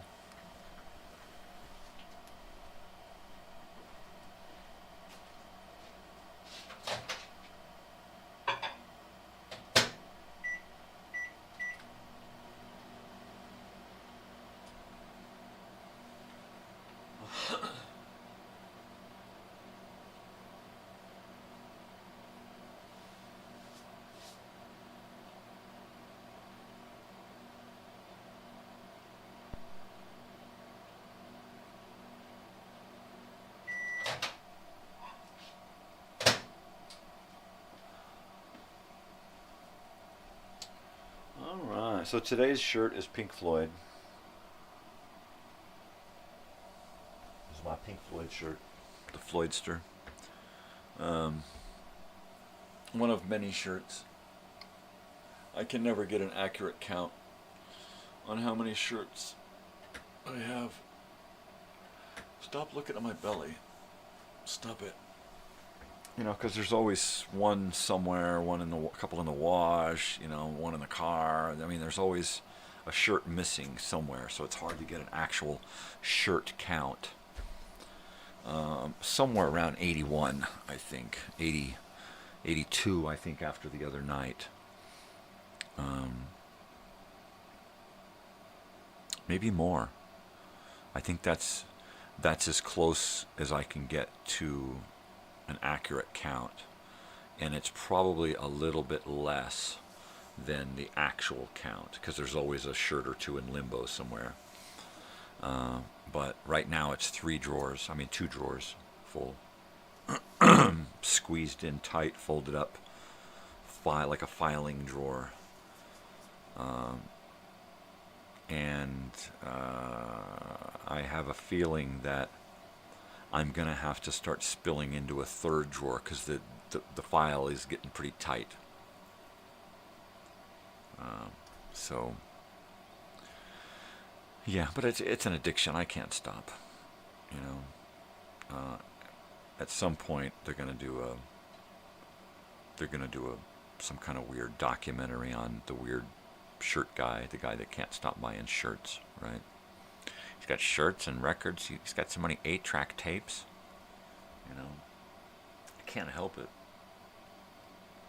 I cannot help it. My list of things to do here is getting huge. What I need to do is get a lot of sleep and then sit down at this computer, both computers here, and just bang a bunch of shit out. I mean, I really need to... I need to learn more about how to use this audio-video mixer and how to use it in tandem with my laptop rather than using it through my laptop, right? Because it has the capability of output onto the internet by itself using the OBS program. So... I think I got Big Dog out there. I better go let her in. I'll be right back. Somebody say hi.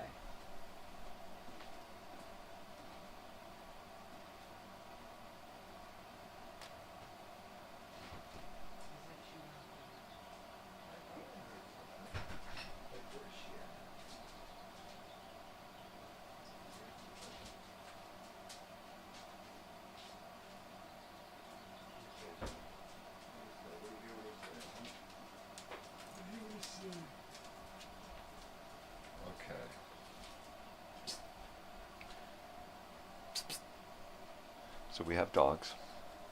Come here, Sam. Come here. Say good morning. Sam. Psst, Sam, come here. Psst, psst.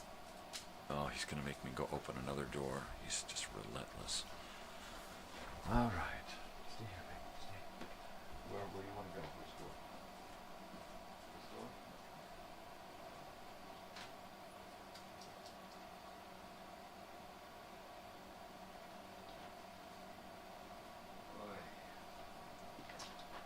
Okay, the dogs start waking up and I just become the doggy doorman.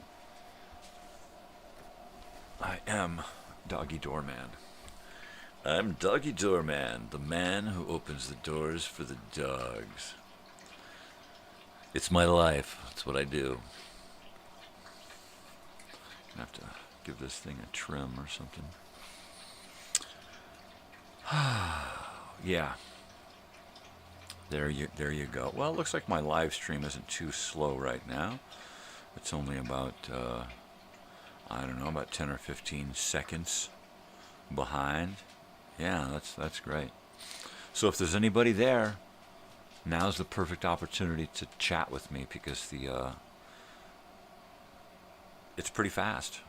I'll get your chat about 10 or 15 seconds after you patagada. So yeah, just no funny pictures, okay? Because I don't allow that.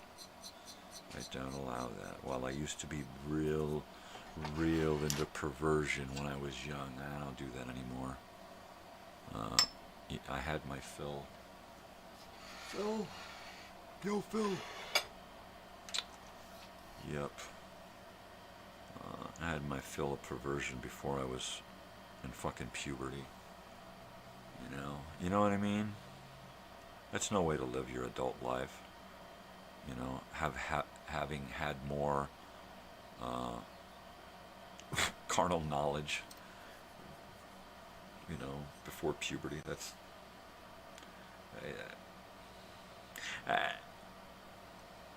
holy hell, what's he talking about? It's getting good, Marge. Leave him alone, Harry.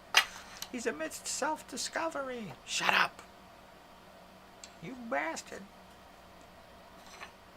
I'm going to do a bong hit here.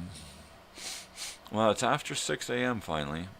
It's the 12th of June. June 12th. Tomorrow's Juneteenth. I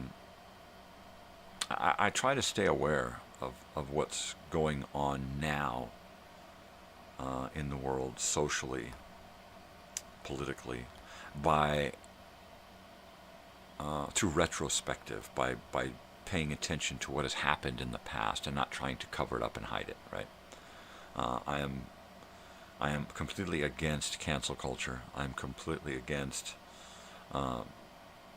padding everybody's knowledge of history so that it makes them feel good. History is not a feel-good thing. History is reality, unless you want to just, oh, well, that didn't happen, or we don't want to talk about that because it's not nice and it makes people feel bad. Oh my God, I mean, people just so totally want their hands held every second of the day, and they want to be coddled, and you ain't gonna get that here, I'm gonna be coming at you with some pretty heavy shit sometimes, and I'm just a messenger, it's just my opinions, you don't have to like it. You don't have to praise it, and please don't. But, you're going to let me have my reality, I don't say anything intentionally to offend anyone. So therefore, if I do offend anyone, I ain't going to apologize. That's your own problem. If you get offended, fucking grow up. Suck up your fucking emotions and deal with it. That being said, welcome to the second hour of this crazy fucked up show. I don't know who's here, but somebody's here.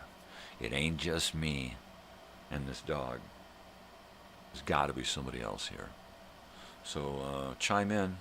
Let me know what's going on. Say good morning. Let me know what you're drinking. I'm drinking coffee and some kind of chocolate creamer stuff. Because I like chocolate. I like chocolate flavored coffee. mochas and stuff like that. I'm not into like sugary, creamy stuff. I like it creamy, but it's got to be chocolatey creamy, not like sugary, sweetener and like sugar. I hate the taste of sugar in coffee. From day one drinking coffee, it was always,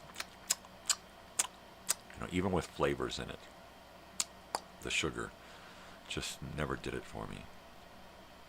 So I like a sweetened chocolate or a sweet cream or something, but a sweet cream that's not like sweetened with sugar, Well, enough about coffee. What are y'all drinking? Yeah, totally. Let me refresh my comments and see that absolutely nobody's there. So yeah, 2 more subscribers. That's crazy. Since I started the show this morning, since I woke up. I don't know how the hell that happens. It was 1:46 this morning when I got up. And now it's 1:48, which is great. It's a little disturbing, actually. It's a sign of the times that people are weird now. No, the thing is that in a community setting, more weirdos can congeal, can come together in one spot, and I think that's pretty cool, and nowadays, weird is just wanting things to be peaceful, wanting things to be nice and loving and caring, and that's weird for, that's a weird thing nowadays, because most people don't give a shit about that. They give a shit about their phone. You can see it driving down the road. Everybody's on their fucking phones behind the wheel. They just give a shit about pleasing themselves, And I'm all for, having fun with life, but not at the expense of others.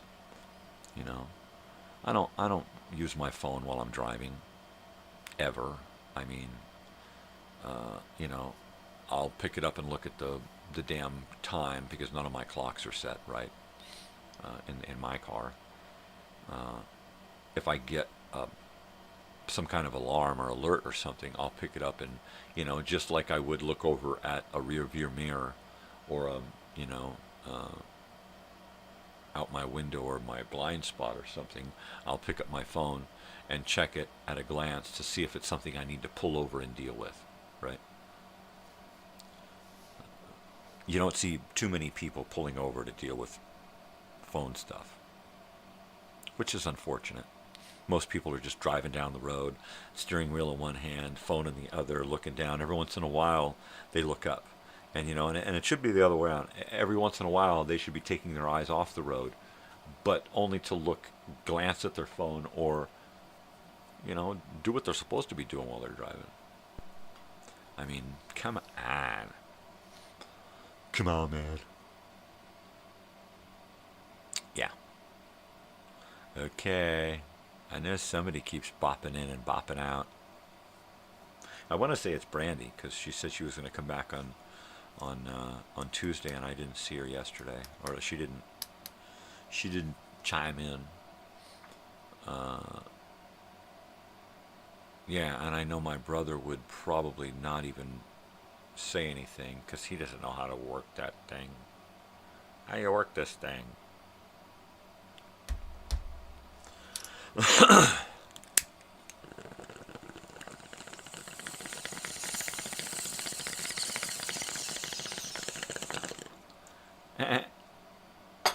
But we got to be brothers, because I'm the same way. Daughter, it don't work. Push the button, Dad. Oh. Hey, daughter, I can't. Push the button, Dad. Oh.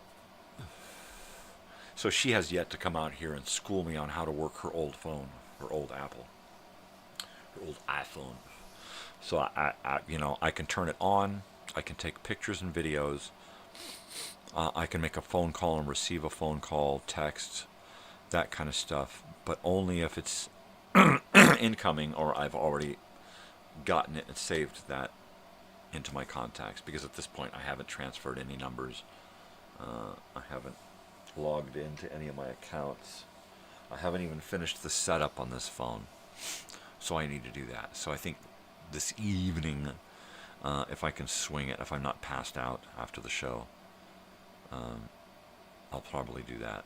More than likely, it's honestly, it's probably not going to happen until Thursday or Friday. Oh, that dog just clickety click, click, click, click, just clicks at that door wanting to come in or out or something. I'll be right back. If somebody's there, leave a comment. Let me know you're here.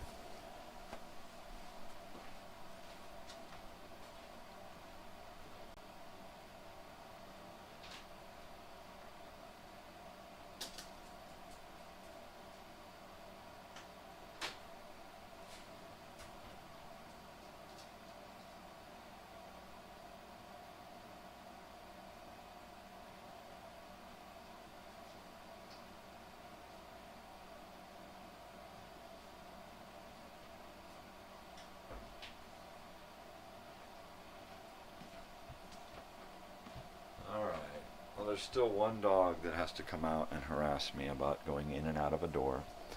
So we'll see. And then he's going to want to go in and out of several doors here. Man, I am wiped out. This coffee is not doing it for me. I am so exhausted this morning. I'm highly tempted just to say adios, people, and jump right back in bed. Yeah, I think I've done just about everything I can do this morning. Save, put on some radio shows, and let them put me to sleep, because that's about what's going to happen. Normally, I like to sit here and listen to the shows, drink coffee, get amped up, talk about the shows and that kind of stuff. I ain't feeling it. I just ain't feeling it. I am so drained. And at this point, if there's nobody there, I don't want to, just sit here and ramble. Oh man, my eyes are just getting more itchy. More itchy. This is one of those moments where you just like hope that you get like a technical difficulty. Oh, look, my show is going bad. I got right, and then I can just bow out gracefully. I'll be back tomorrow. I don't like to take midweek show breaks. I've already done that with Monday. No shows Monday. So I really can't afford to pull the plug early or not have a show at all again this week. I was thinking about lost episodes.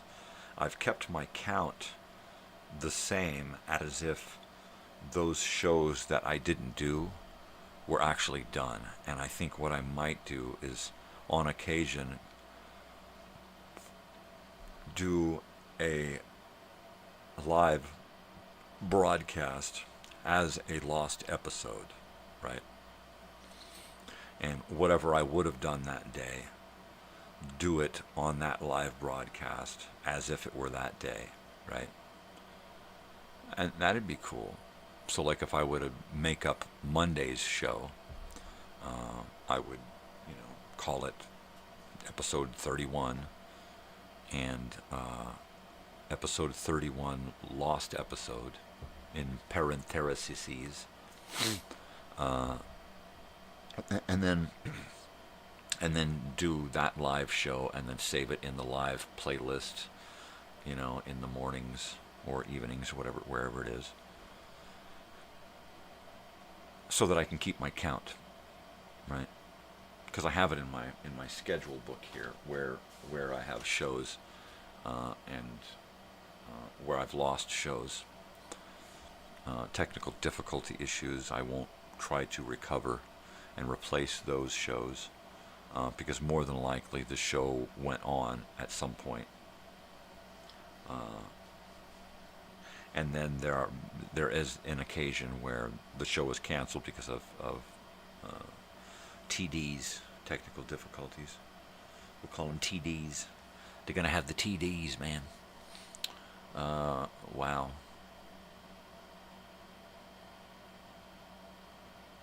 So yeah, I think it's like I told you before the concert, it takes a while to get back into the swing of things because of the lack of sleep, right?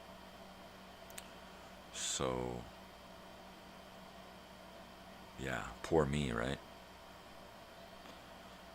I think probably the best thing that I could do right now, though, is to sign off and go lay down for a couple of hours and then get up, have a shower, and take off and go to the dentist for my appointment, and then try to come back and get a couple more hours sleep, so that this evening I am refreshed and not only be able to do my live show, but be able to do a whole lot of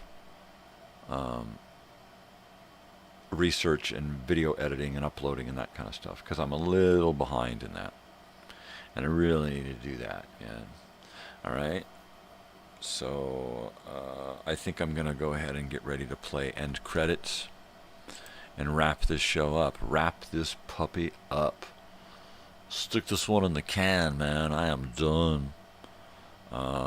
So yeah, be sure to join me this evening, because I will be back, and if I'm real lucky, I will have gotten some sleep. So yeah, people, thank you for coming by. Thanks for hanging out. You know, be kind to each other. Peace, love, all that stuff. You know, let's take care of each other. You know. Oh, look at that. Here it comes. Scoochie boochie. Scoocher boochers. All right, most importantly, people, stay weird, and I'll see you tonight. Adios.